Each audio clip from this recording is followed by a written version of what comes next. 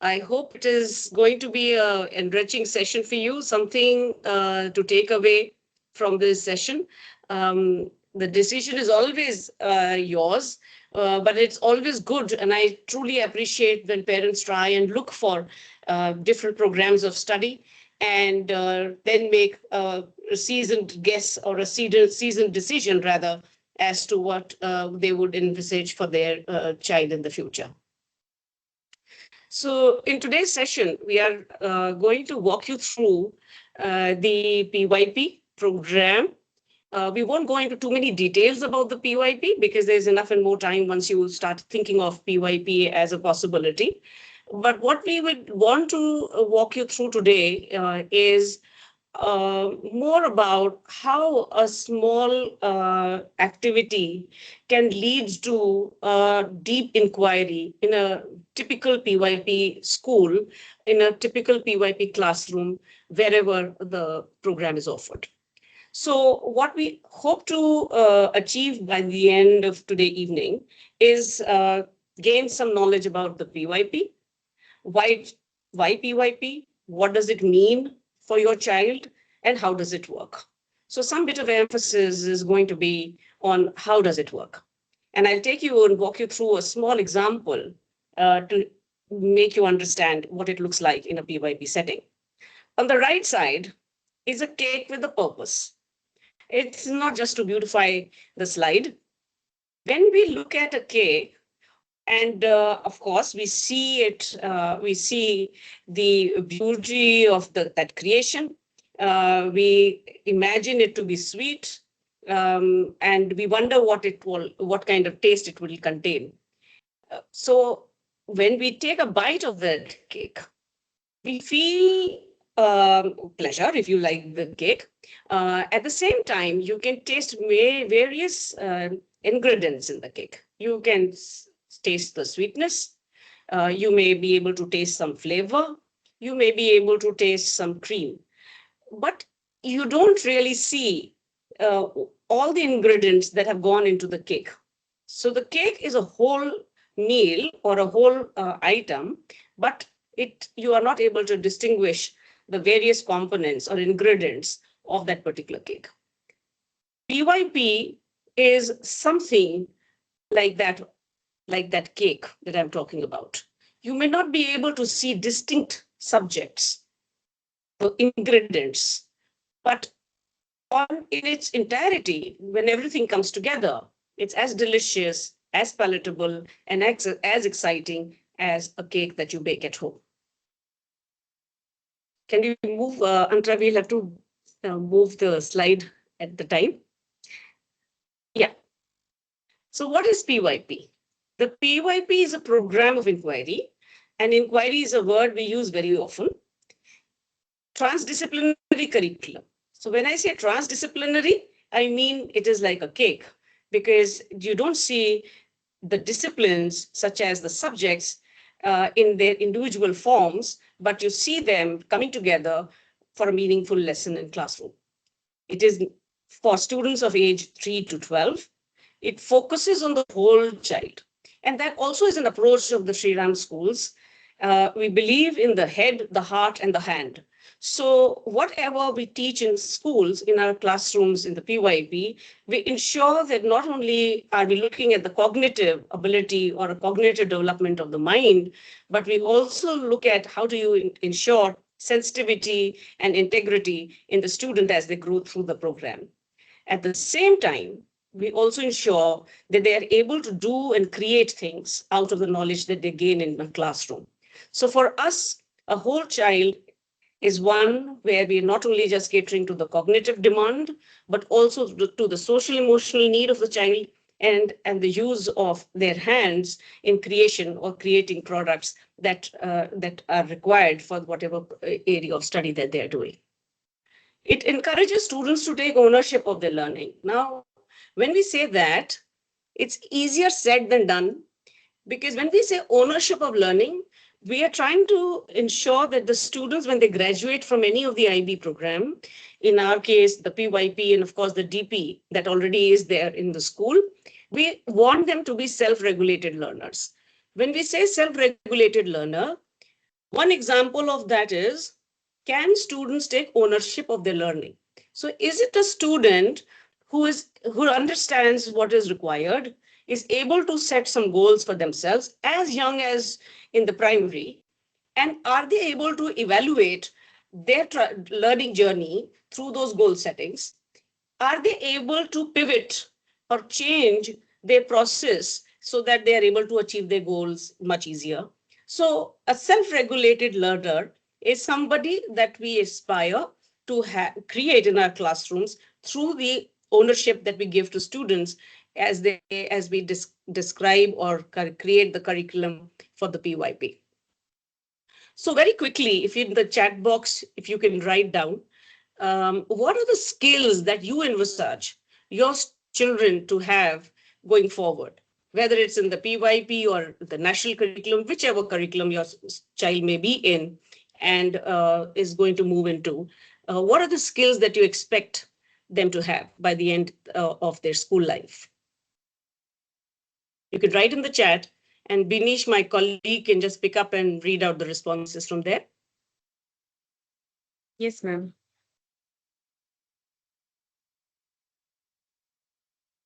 So we have started getting responses, ma'am. Critical thinking and problem solving, creativity and innovation,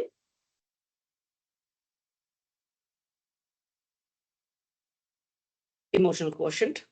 emotional quotient, EQ. Yeah. We move forward. So resilience. Yes. So thank you for those responses. And what is interesting is that most of you, the responses that you have written are to do with skills that are lifelong in nature. They are not dependent on content. They're not curriculum heavy, but they are the basic core skills that you would like your children to imbibe and to learn and to practice so that they are able to fend for themselves depending on whatever direction their educational journey takes them. In the IB, the core focus for us is always skill development in students. And our IB learner profile is a set of those 10 skills or attributes that we hope to develop in every student who passes out from school at after grade 12. So these 10 learner profiles, which are listed on the screen, I won't read them through. These 10 learner profiles are not just some posters to be put up in the corridors or in the classroom, or to which we make some passing reference. These learner profiles have to be embedded by the teacher into the writing of the curriculum so that when she transacts that curriculum in the classroom, sure that we have taken the effort to build that particular profile in the classroom. So if I'm a teacher of biology and I'm looking at building principled learners in my classroom, then I will ensure that I am teaching right, good research skills to my students. I'm explaining to them the difference between plagiarism and original work.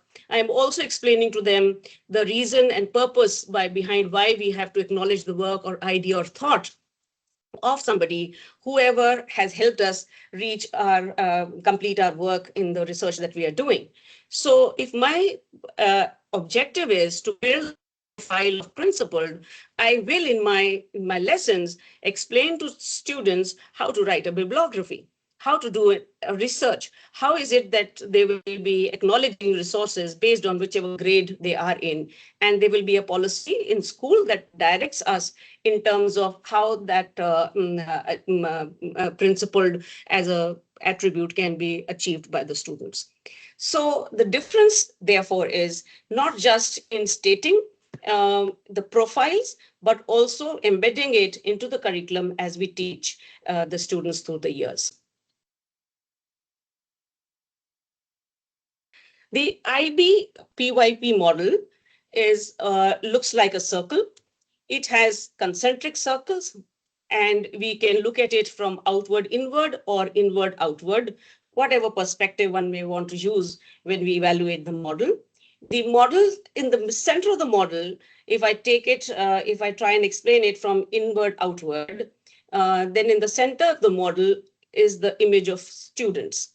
So for us, the student is in the center, and right after the image of the student is the learner profile. So we just saw that in the previous slide, and for us, the learner profile, therefore, is most critical because it is what will mold the student into an individual with purpose. So the first is the student, then comes the learner profile, after which in the next concentric circle are two important aspects. One is approaches to teaching, and that is where skill development of teachers happens the maximum. There are certain attributes of a teacher that govern all IB teachers in schools, and we have to ensure that every teacher is mapped and is able to scale up to ensure that they may meet the approaches to teaching requirements of the IB. This happens through multiple layers of training. It happens through individual work as well. And TSMS already has planned and has already executed a number of hours of teacher training in this regard for the teachers of PYP. Approaches to learning is the habit and mental dispositions that we build in students. Again, it is related to skills, and approaches to teaching again is embedded into the curriculum to ensure that the skills that are required for the students are taught along with the content or concepts that we are teaching. Apart from these two, we have concepts and attitudes. Attitudes emerge from approaches to learning. Concepts is what is the emphasis on. So if you look at the next circle, the darker yellow, which says languages, social studies, mathematics, arts, science, and physical, social, and personal education. Concepts have been placed before the subjects. So for us, and that is what our example today will explain to us in greater detail, concepts are everlasting, they are enduring. So our focus is always on conceptual understanding of the student. If that is clear, those concepts can be applied in any area of work. Content is a vehicle through which we teach the concept.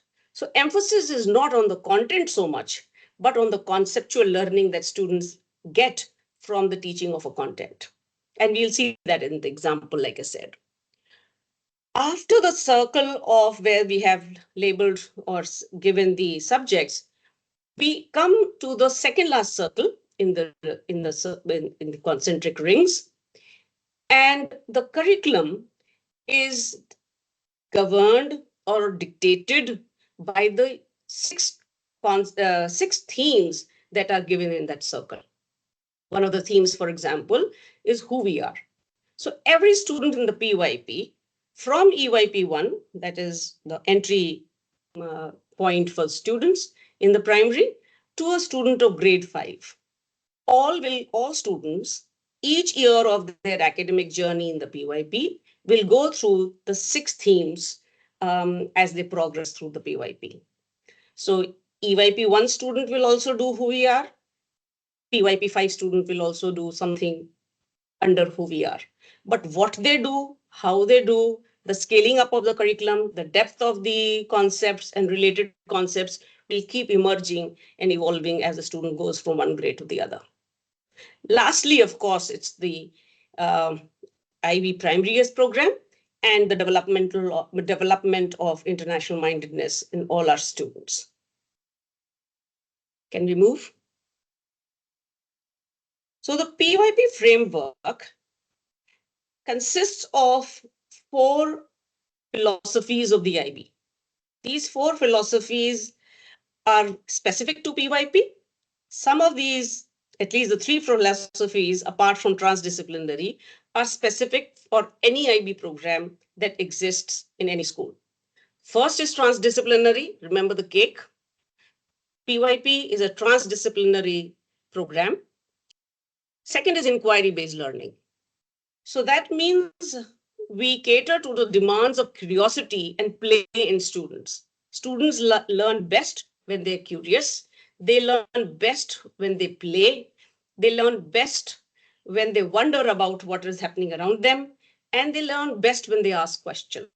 Unfortunately, Students start with a lot of questions, but there's something about the system of education that we have where we see a child who is a 3-year-old or a 3 or 4-year-old at home can ask you a zillion questions in a day. But by the time they come into middle school, it's the teacher who's asking questions and students barely ask questions in classroom. So something somewhere, I think the emphasis, we lose out the essence of that.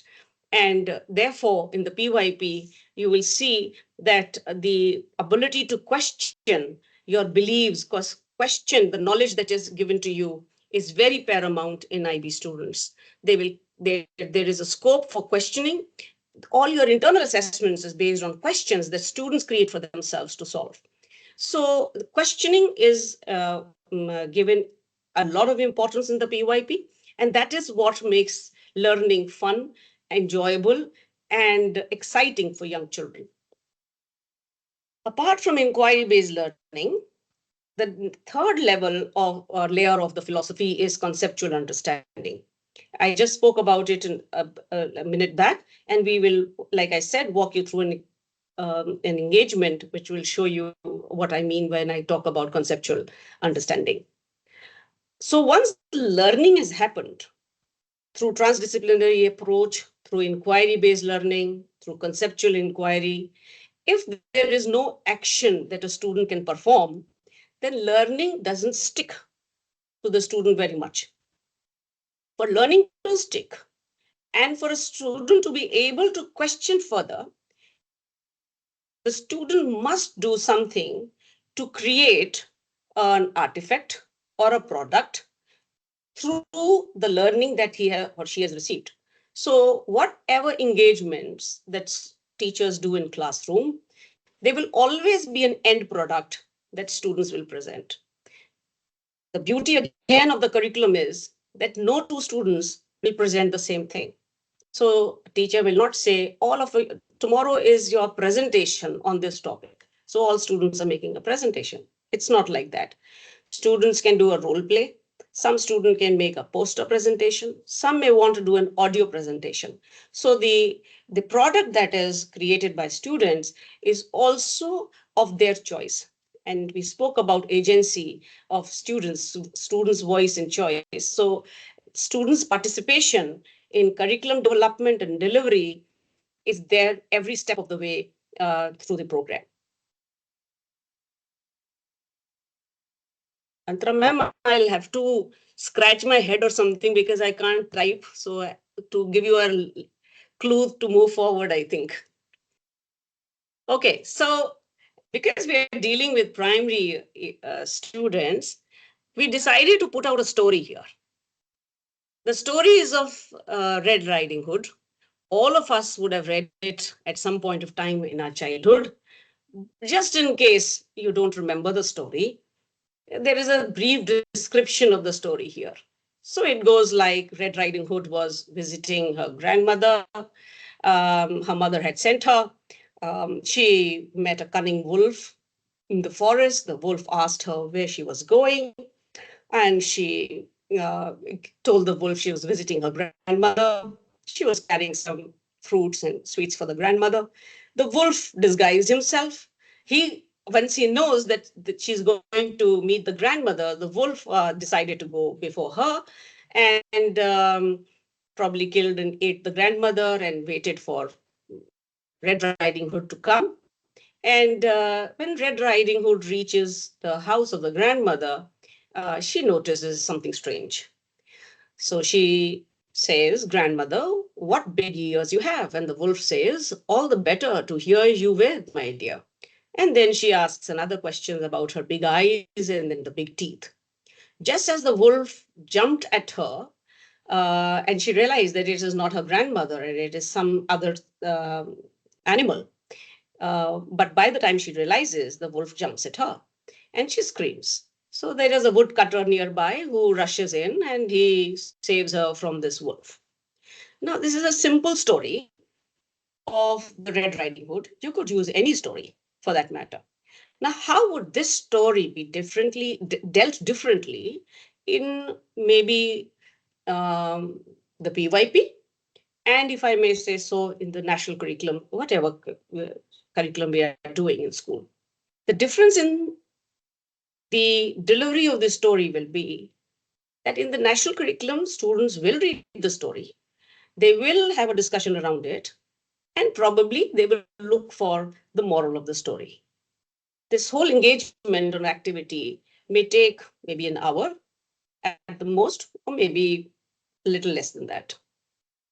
In the PYP, the same story can be will be used as the vehicle to get students from point A to point B over a period of few weeks. So the story is a trigger to some deeper thinking in the PYP students. So one of the strategies I have placed here just for your understanding. And at the bottom right corner of the screen, just for you to remember, I have written the 4 philosophy strands of the PYP: transdisciplinary, inquiry-based learning, conceptual understanding, action-oriented learning.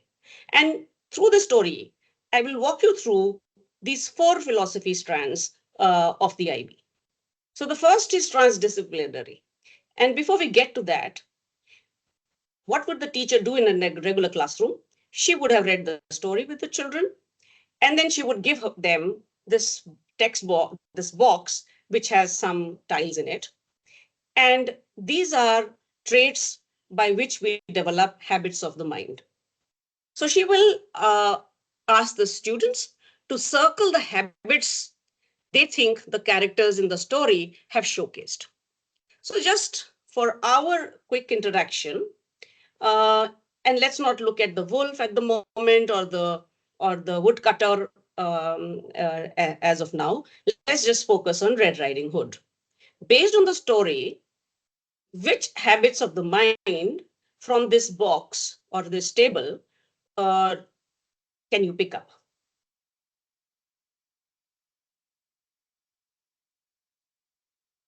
Just think of any one, have a quick look, and whatever you think is a habit of mind that was showcased by Red Riding Hood in the story, you can type in the chat box. Or you can unmute yourself and just speak up.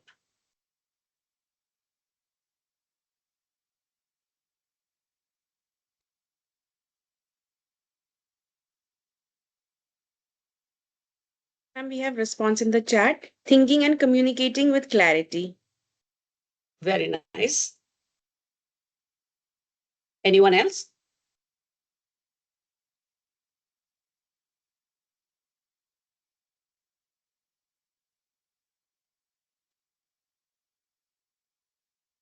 Okay, there is one more. Second column, pick up something from there. What do you think connects with the story?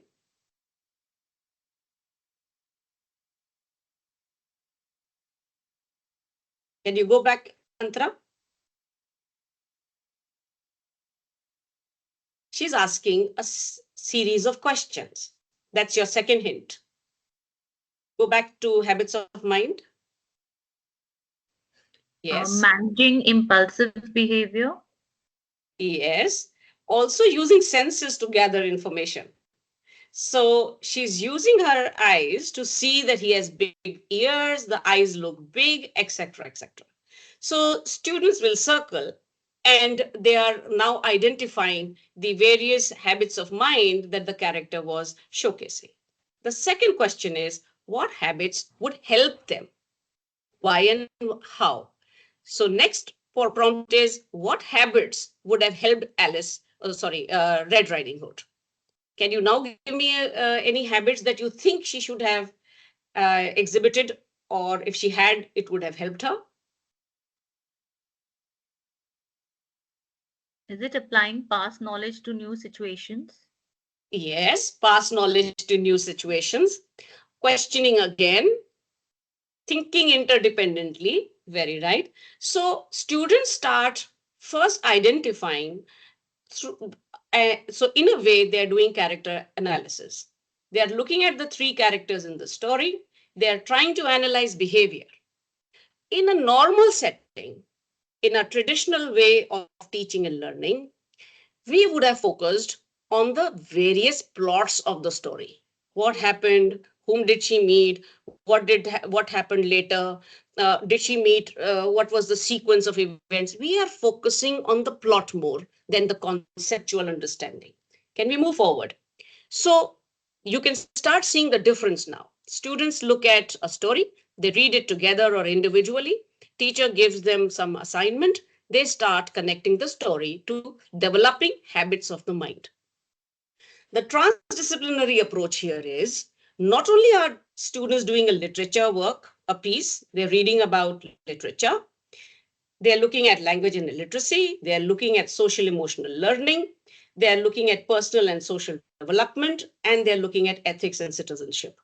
So the transdisciplinary approach allows the teacher to move beyond just the content that needs to be taught and assessed for the purpose of grading by this for the students.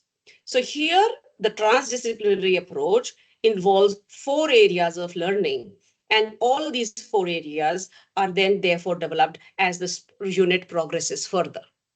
Can we go to the next? Inquiry based learning. How does this integrate into that story?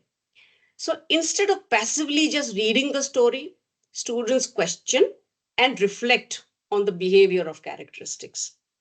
Questions can be many, some posed by teacher, some posed by the students. Why did little Red Riding Hood trust the wolf? What could she have done differently? What habits of mind could help in real life situation? So what we are doing now is moving from the abstract to more concrete. We are moving from a story to real life. So these can be many questions that teachers and students put together on their board. And through the inquiry in the unit, they will keep finding answers to these questions.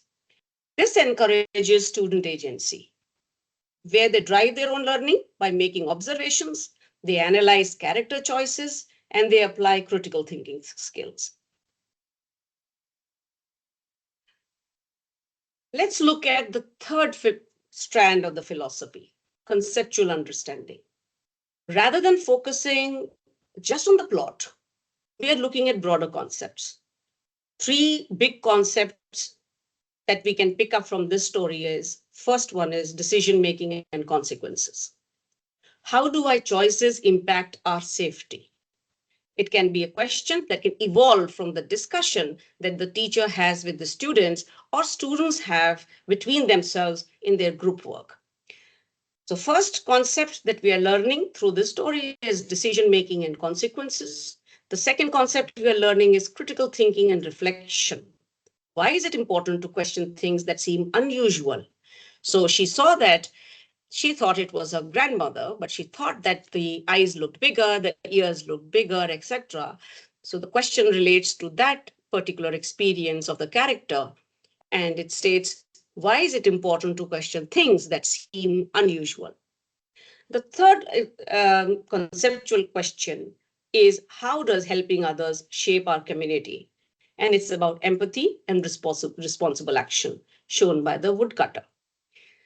So the story in its own is a vehicle for deeper learning for students. Nobody is going to, after I meet a third grader who did this story, if I meet this third grader after 30 years, I'm not going to ask the third grader, do you remember whom did Red Riding Hood meet in the forest? No, my question or my conversation with this 35-year-old is going to be more about conceptual understanding. How does he now take decisions? Does he understand decision and consequences of those decisions?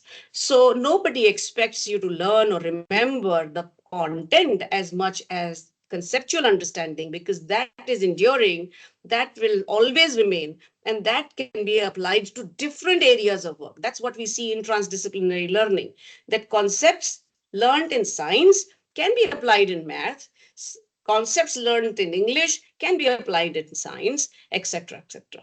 They transcend boundaries. Concepts are not relegated to only a subject domain.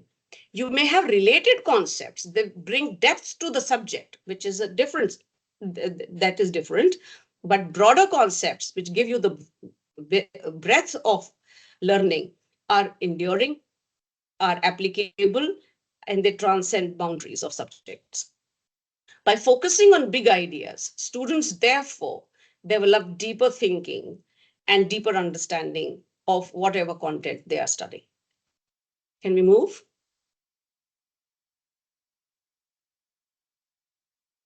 Conceptual understanding. Once the concept is understood by the student, they're able to then apply it in the real world.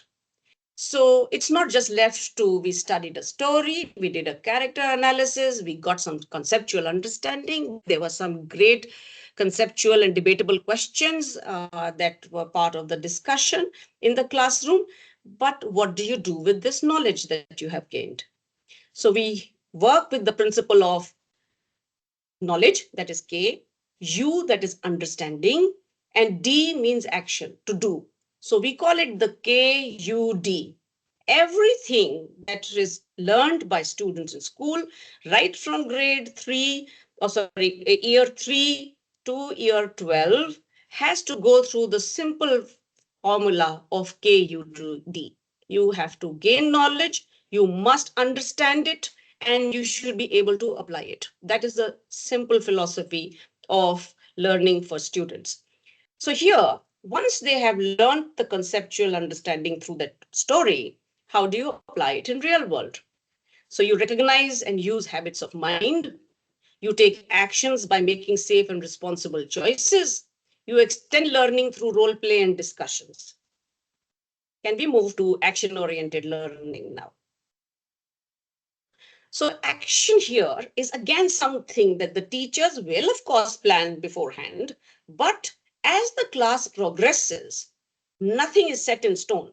Based on the discussions the teacher sees in her classroom, she may change the action that students will lead after the learning that has happened through the previous days. So the essential question that students will answer then is, how can we make safe and responsible choices in real life? Student-led project could be safety superheroes. So I could see a question from a parent in the chat. So would you like me to answer now, or should we just walk through the presentation and then I will answer if you don't mind?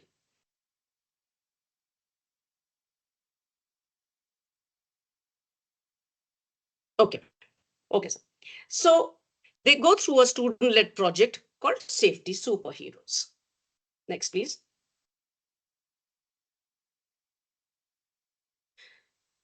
So as they plan for their project, what would a typical homework look like in a PYP class, a PYP student for that student? It's not that they will not do practice work at home. They will get some practice work at home, but also there is a different level of engagement with parents or other adults or family members or caregivers in their home. So in this example, again, if I take a simple family engagement, step one is safety starts at home. School sends dinner table discussion cards to parents. Parents can have a little play at home, pick out a card and answer that question, or let's play the dice, pick up that number card, and then let's have a quick discussion. So we like to use dinner table discussion cards often in the teaching learning process, and those can be sent home and parents can have an engagement with the student at home. So the discussion table, dinner table discussion card questions could be, what should I do if I get lost in a public place? How should I respond if a stranger approaches me? What are the emergency numbers we should know? Who are safe adults we can turn to for help? What should we do if there's a fire or an emergency at home? There can be many questions. Some can be created. These could be just a stimulus to create more questions at home. Can we move? This next step of family engagement would be create a family safety plan. So parents and students sit together, they create a little probably a booklet or a poster or a ready reckoner, something of that sort, where they have some maybe emergency contact numbers given. Children learn those contact numbers, safe meeting spots in case of emergencies, list of trusted adults, neighbors, family, friends whom the child can approach in case they feel they are in a form or a certain way they require some help. Steps to take in different safety situations. They, as a family, they create a safety plan for students. Can we move forward? Step 3 would be create, present, and celebrate. So school can decide with parents that either the student makes the presentation in school or the parents accompany the students and they make their presentation. It could be in the form of a role play video, it could be small illustrated booklet, it could be a poster or a safety chart, anything. And we have sufficient provisions of Learning Street where parents, students, teachers showcase their learning to the wider community. So they can share it in school, and students, as a culmination of the whole activity, will also do some reflection exercises. Reflection is a very important part of learning in the IB curriculum. And and it's not something we do at the end of the unit or day or in the beginning. Reflection opportunities are very many during the day for students to go back and write down or reflect on prompts given to them or through initially supported by teacher, and later they start writing their own reflections as they learn the art of writing reflective reflections. So in this case, a simple question posed to the students would be, how did working with your family help you think about safety differently? How did having a conversation at home about safety make you feel? So there could be different prompts for reflection that are given, and students, after having completed their whole activity, would have written down their reflection piece. So therefore, why choose the PYP? Simple, develops global minded students, prepares students for future learning, encourages social emotional growth, and recognized worldwide. Transition from the PYP is very easy into the national curriculum. Should the child want to go back to national curriculum or to the Cambridge program or to the IBM-YP, any pathway that the child moves to is easy because we map the whole curriculum of the PYP with the national curriculum that is prominent in our country. So that transition into the PYP or out of the PYP for whatever reason is streamlined for the student, and there is no learning loss in this transition period. So how does learning happen? Just the model again. Those 6 themes, everything revolves around these 6 themes, and the content is created by the teachers through collaborative planning. And once the students are in the classroom, the same content can be modified based on the inputs from students. Some examples of inquiry units. We just showed you the 6 themes. There are 6 themes lead to 6 units of inquiry for us in the PYP. Some examples of questions in the inquiry units for EYP2. For example, are clouds, water, and fire alive because they move and grow? Explain. So they are actually learning about Mrs. Gren, MRSGREN. Mrs. Gren, that is an acronym for living organisms. So they are fulfilling maybe 2 things. They look alive, or they move, and they seem to be growing, but they don't complete the whole acronym of Mrs. Gren, and so therefore they are not living.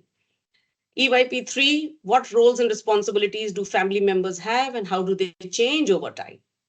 Grade 1, what are some ways plants adapt to survive in their environment? Grade 2, in what ways do rituals and traditions shape our identities and values? Grade 3, how does culture influence the way people live and connect with others? Grade 5, what effects does migration have on people and places? So questions are many. They are created and co-created with students, and they lead to deeper inquiry because most questions are conceptual. There will be space for knowledge-based questions, like the one you see in grade one example, but there will be many conceptual and debatable questions as well for deeper inquiry. Assessments in the PYP, ongoing, student-centered, portfolio-based assessments. So our emphasis is on formative assessments. Formative assessments are ongoing. It's like the example I always give, like a coach who's teaching soccer to the students. He is guiding the students in terms of positioning, movement of the ball, etc. That is formative. He's teaching the student all the time, training the students all the time, and gives them immediate feedback based on what he's observing. In a PYP classroom, that is where formative assessments happen. It's no end of, it's a unit assessment or there is a day set for assessment. Um, it is ongoing because students will show learning at different stages of life. It is not possible that all students are ready for assessment at that particular day at a certain time. So we allow students that liberty to be ready for assessment before the teacher is able to get them some formative assessment tasks.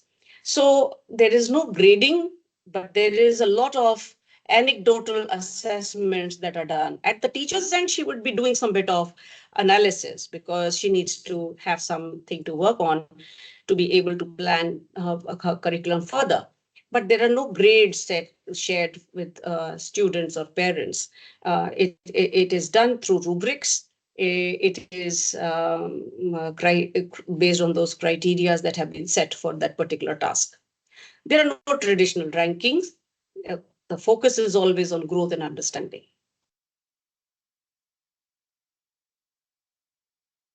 So now very quickly, again for parents, recall a time when you learned something deeply, not by memorization, but through experience.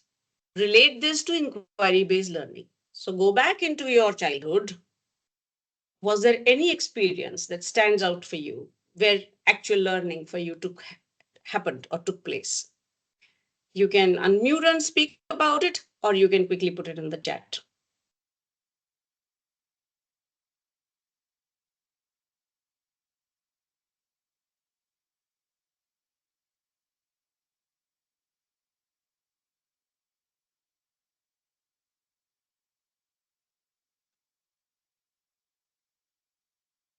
Sapna ma'am, I'll just come in here.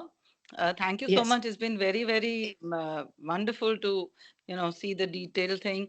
I was just thinking, when we were in school, we were taught how to use a reed pen. I think Yeah. in grade 4, 5, and Yes. we had to dip it into ink, and we were taught how to, write with it. And Yes. that was connected by our history teacher to how writing started, and the quills and Yes. the feathers and all. And till date, even when I pick up a normal pen, my hand starts writing the way I used to. I learned from a teacher to use a reed pen. So Ah, I don't know if see, that is something that's a experiential learning, but yes. it is something that has stayed with me. Yes, because she connected it to something that was fascinating for you, and you actually tried it out. Now, if you tell a student today about a reed pen without him experiencing it, they will Hmm. never have the same experience as you did. True. So, thank you for sharing. I think it's brilliant. Thank you, ma'am. Okay, so we'll move forward, but I'm willing to listen to any stories if you would like to share about your experience in learning once we are done with this presentation. So what does it mean for your child, role of the parents in the PYP and transitioning from a traditional system to PYP?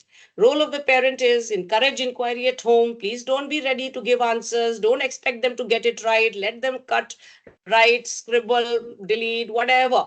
Let them learn themselves, supporting project-based learning and engaging in school activities. Activities will look very different. Homework that comes to you will not be the traditional homework that we have all been so used to. It will be different. it will be more engaging, it will be more conversational based. Transitioning from a traditional system to PYP, understanding that learning is about depth, not speed, no memorization driven exams, but real world application. That is the basic difference between how we implement the PYP in all our schools. Yes, ma'am. Can we go forward? Apart from this, there is also 4 programs of study that are created at TSMS Noida. They are called the Shri Kaushal programs. I won't talk very detailed about them, but I'll just give you one-liner, which is also written there, about what these programs entail. So one is called the Geo Inquiry, and this program is connects geography with inquiry in the real world. So we look at SDG goals, and then we look at geography, learning of geography and history through Geo Inquiry project. Kitchenette is the lab work or lab time for the babies, for the EYP students up to grade 1. They go through the Kitchenette program. There is a full curriculum through which they learn life skills. They learn a little bit of cooking, but they learn a lot of social skills, hygiene skills, good eating habits, etc. through the Kitchenette program. Makerspace is for design thinkers. This is offered from a certain grade up to grade 5. There is a laboratory for students to work on in makerspace projects. And makerspace itself has multiple verticals, so students will be doing things that interest them.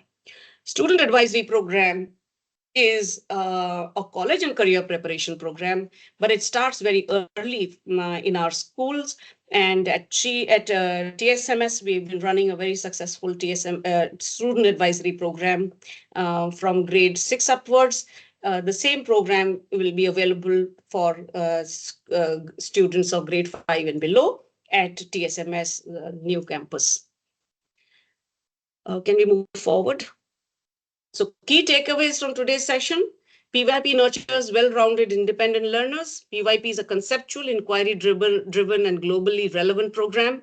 PYP builds a strong foundation for future education, and parent partnership is key to student success in the PYP. Here we go. Now, it's the question answer session. Please take your time to read some questions that we have written here based on the questions we have previously received also from parents from our experience. Whichever number resonates with you, just type that number in the chat box. We will try and answer some of the questions here today, and some can be answered even today if parents want to stay back. Some parents want to stay back for a little longer. Otherwise, you can connect with school again, and the school will take you through these questions as well. So somebody says 2. Okay. We have 2 parents saying 2.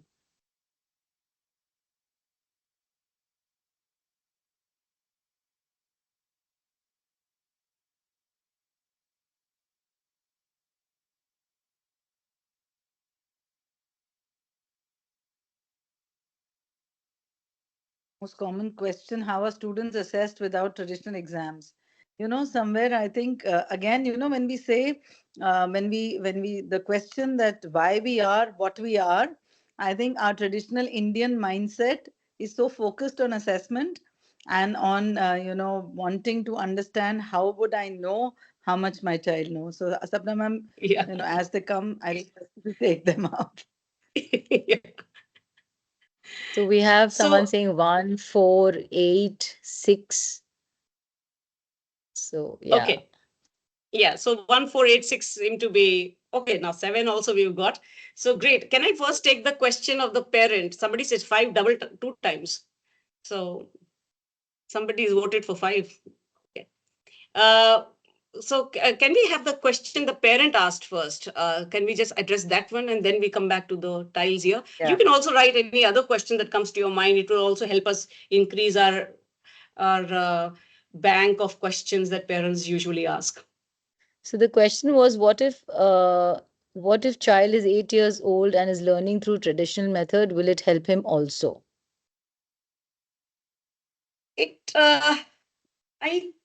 I would like you to answer this question, because here it's about learning through curiosity. It is about through play. You're learning through different engagements.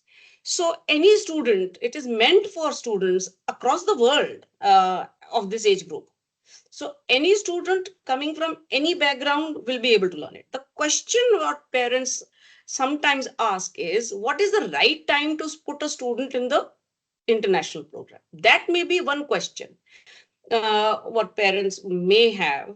And the answer to that is as early as you can, based on whatever your systems are to support, as early as you can, if you are wanting to put the child in an international program. So don't wait for the child to come in grade 11 or grade 6, which are the entry points. If you have the thought that you want a different education for your child, then try and put the child as early as possible. The more chances, the more times a child is able to practice skill development, the better the student will be by the time they graduate from school. Skill has to be practiced to be learned. We never learned cycling if we practiced it 3 times. We practice, we fell, we practice, we fell, and we practice. The more we practice, the better we will learn. So PYP is about skill development, and skills can be learned through practice. And for practice, you need time. So if a student puts the child in grade 11 in the DP, which is a tradition, which is very many parents do that. As an experienced DP practitioner, it's not difficult for students to do DP in the last 2 years, but it is not as easy as it is for students who have come through the international program. There is a 6-7 months difference, lag time for a student to cope with. The 6-7 months it takes a student to get accustomed to the new terminology, the new way of working, the new way of responding, etc., etc. And in the DP, those 6-7 months are critical, because while we say 11th and 12th is 2-year program, but actually it gets completed in about 14-15 months. If you take out the holidays and exam season, everything, it's barely 14-15 months. And in 14-15 months, if 7 months the child is just trying to get used to the international program, he has very little time to actually enjoy the program. So as early as possible. Grade 8, the student, 8-year-old studying in traditional school, if you think your child enjoys learning in this way, then this is the program. So just to build I'll up on also the come same in here. question. Yeah. Yes, Chitra Sorry, ma'am. Yes, I ma'am. just wanted to add here that recently we were studying the Economic World Forum Future Careers, and we also created some data out of it, that what are the careers that are going to exist and what are the careers that are going to become redundant with AI coming in. And truly, parents, this is something that we are talking across schools, that what is more important today is skill sets, is the ability to think creatively, to be an inquirer, to actually have the right questions to ask, because data and content is going to be available on your fingertips. The world today needs people who are skilled in a manner that they are trained to question data, to collate data, to sift through data, and to then find the right data that fits a particular demand, because every data may not be correct, right? So that those kind of skill sets, we feel that the international curriculum, and the way the curriculum is changing internationally, and the way it is being approached, is way ahead of the way our Indian curriculum is adapting. It is also changing. There is a lot of change in our Indian curriculum, but definitely there is a lag there, and we find that the international curriculum has adapted to that much faster. Yeah, thank you so much. Thank you, ma'am. Build up Thank on you, the same ma'am. question. It says, I understand that till class 5, the child will go through PYP. Please suggest starting class 6, what curriculum options will be available? So Uttara ma'am, would you like to Yeah. take that on? Yes. So, we have, when we started the international curriculum at our 135 campus, we followed a learning that we had, we received from our main campus at Sri Ram School, where many years back we had started with the IBDP. And we were doing just the DP program, offering it because it was like a step into international curriculum for children wanting to go out. And I'm talking like 15 years ago, maybe. But it was later, even the Sri Ram school, we realized that it is better if the children come in when they're younger. Like Sapna ma'am said, if they develop the skill sets from grade 6. And at that time, we have evaluated MYP, IGCSE both.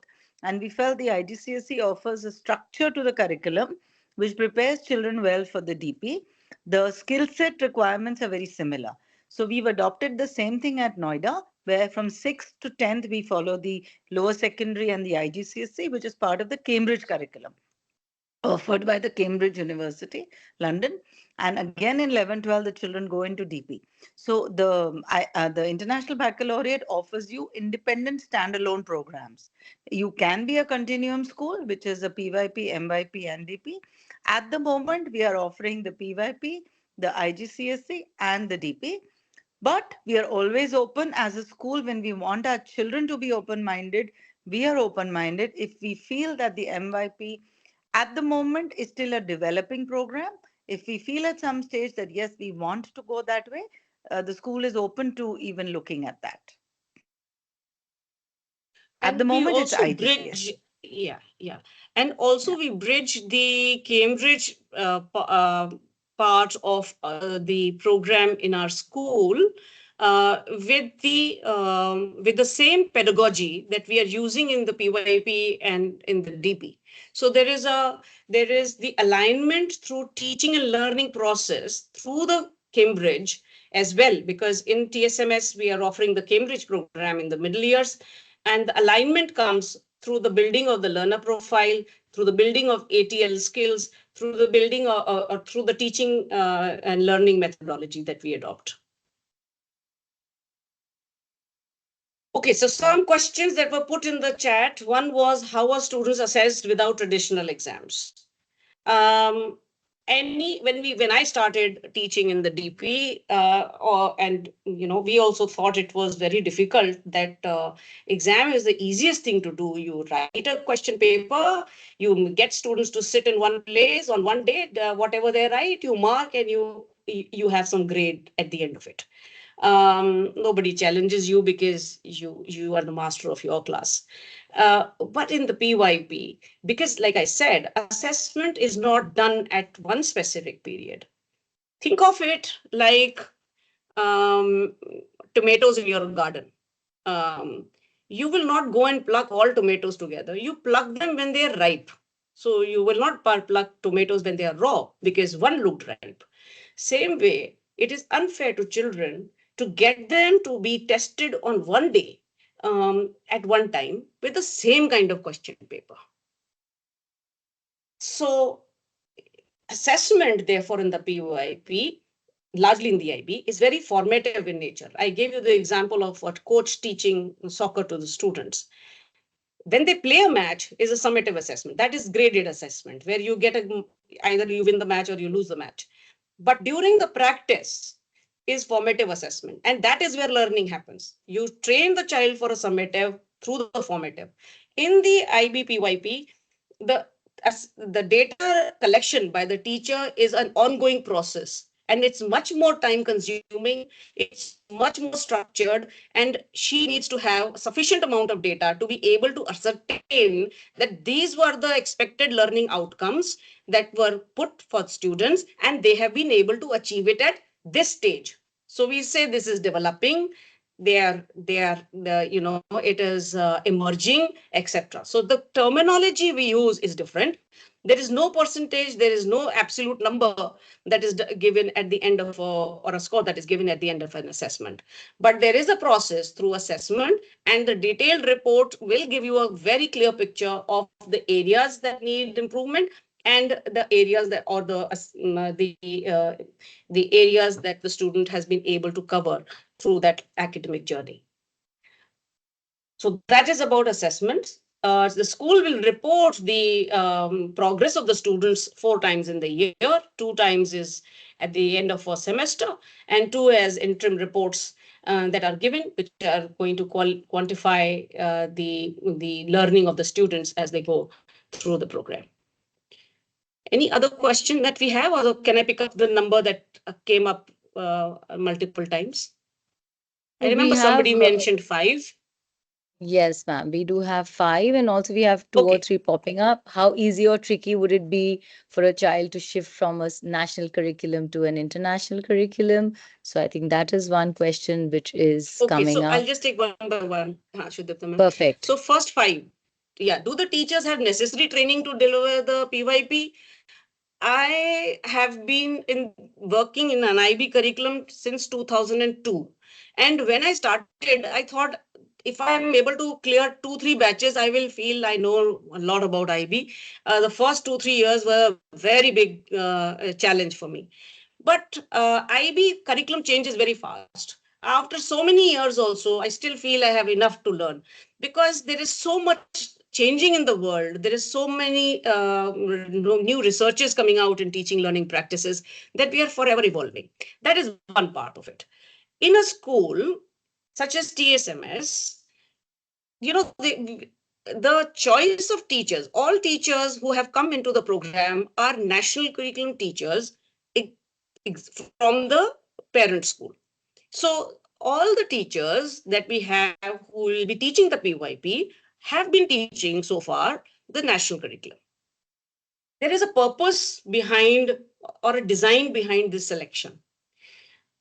When we start any new school, if it is a greenfield school, that means new school, principal is new, teachers are new, all staff is new, students are new, everybody is new.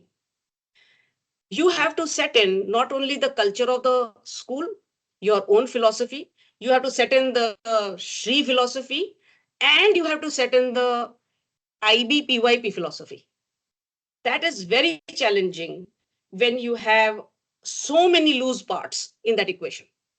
At TSMS, by design, the first group of teachers are all experienced teachers who have proven their worth at the existing school. That has helped us focus only on one philosophy, that is the PYP philosophy. We don't talk about Shri way of learning, teaching in the school because they know it. We don't talk about the TSMS culture because they are part of it. We are only working on the PYP teaching learning practices. So that eases out a lot of effort that teachers have to put in for their own training. The 9 teachers that who will start the program, the first group of 9 to 10 teachers, have already gone through roughly 120 hours of training. 120 hours is no small feat. So that is one. That has happened since October of last year, October or September, something like that. They will be going through a 9 or 10 days, 60 hours of training just before the start of the curriculum.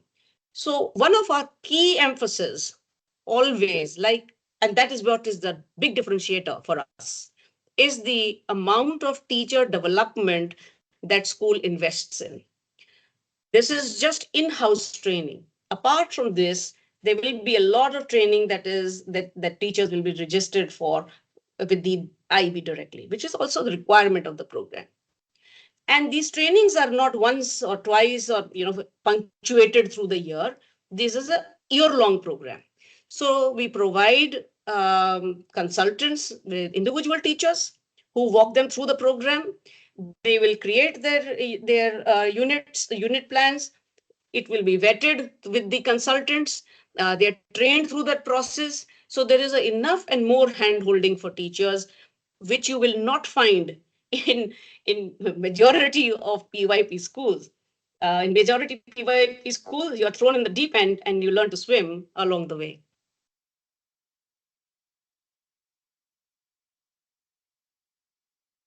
What was the next question, Shradipta ma'am?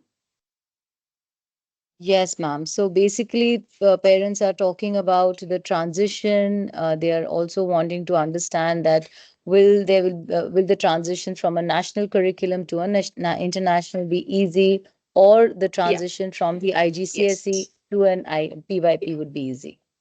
Yes. So a great question, whoever asked it. And one of the very important work that we do with schools is mapping transition of students. So for us, the transition grade is when students come into EYP 1, that is 3-year-old. Then the next transition grade is EYP 3. Your next transition grade is grade 3. Then it is grade 5. Then it is grade 8. Then it is 10th, and then it is 12th. These are the major transition grades. And we develop a curriculum which is backed by counseling support for students and parents who move from these big transition grades. Then comes the question of students who come midway and they have to transition into the existing system. Maybe coming to grade 4, etc. So the counselor, along with the form tutor, will have a plan for transition of students seamlessly into the curriculum in the PYP. And that plan, parents would be aware of course. There will be a certain amount of interaction with parents, settling of enough the students will happen, and then they move into they are streamlined into the school system. So transition is important. The other important aspect as part of transition that we have done is our whole PYP curriculum is mapped with the national curriculum. So to ensure that student in grade 3 is doing the learning objectives as he's expected to do in any school in India. So if they are learning math, the learning objective that is relevant for the topic or numbers in national curriculum, students would have covered the same thing in the PYP. The only difference is how we do it. It's the pedagogy, it is the approach that is different. How we assess it, that is different. Only two big differences are there. Nothing is missing or added more to the content. That is enough and more. The difference lies only in the way you teach and the way you assess. Yeah, thank you. I think that understanding transition becomes very, very important for parents because it is a change for the children. And yes, we do have a policy in place, and we are going to ensure that it is practiced in our schools. We have another question. Can I Does take the a IB, question? yeah, does the IB curriculum align well with the national and international school systems for future studies?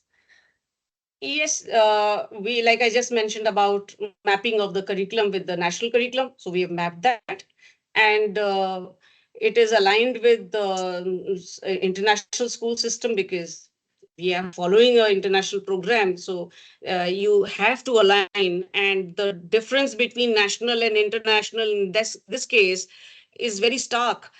In the IB, any school across the world, every 5 years you have to go through a review cycle.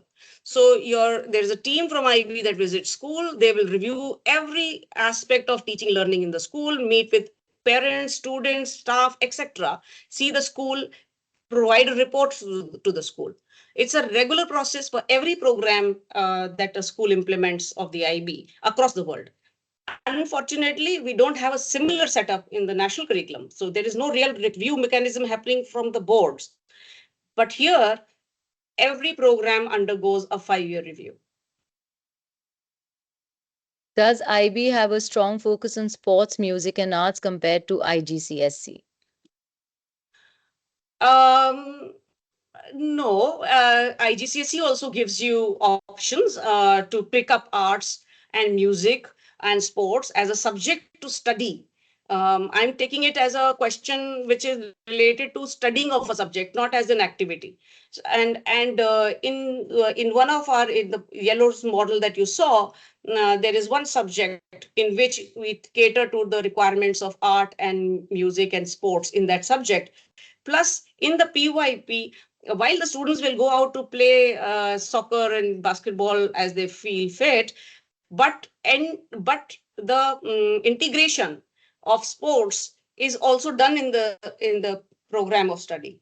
So whether it is music, whether it is sports, anything, I can give you a small example very quickly. Say, suppose you're looking at music integration, and we are teaching or giving them classes in music in school. Students in whichever grade you can think of in PYP are studying material. They're studying material. So they look at materiality in the making of musical instruments. Now that leads to a question that does the tensile strength of the material change the sound in when you put it when you are playing an instrument? They could look at the thinness, tensile strength, etc., etc. So you are looking at material, which is a concept of science, but you are applying it in music, and then you are investigating how does that impact the release of sound if you change the materiality of that object. So there is a very strong integration. We don't have standalone just when it is sports, children will play sports, or when it is art, they go to art class and they do some drawing. No, if they will do, they're going to art class, that there will be an integration with what they're studying in the unit of inquiry. So I think that brings us to the end of our questions, Apna ma'am, and thank you very much for patiently answering all our questions. Parents, if you have any queries, any more questions, we are available in school. Akanksha ma'am has already shared the number in the chat box. Please feel free to connect with us, and we are happy to answer your queries. Thank you so much, Sapna ma'am. Thank you, Binish ma'am. Thank you, the entire Thank SCL you, team, everyone. for this lovely, interactive, interesting evening. Thank you. Namaste.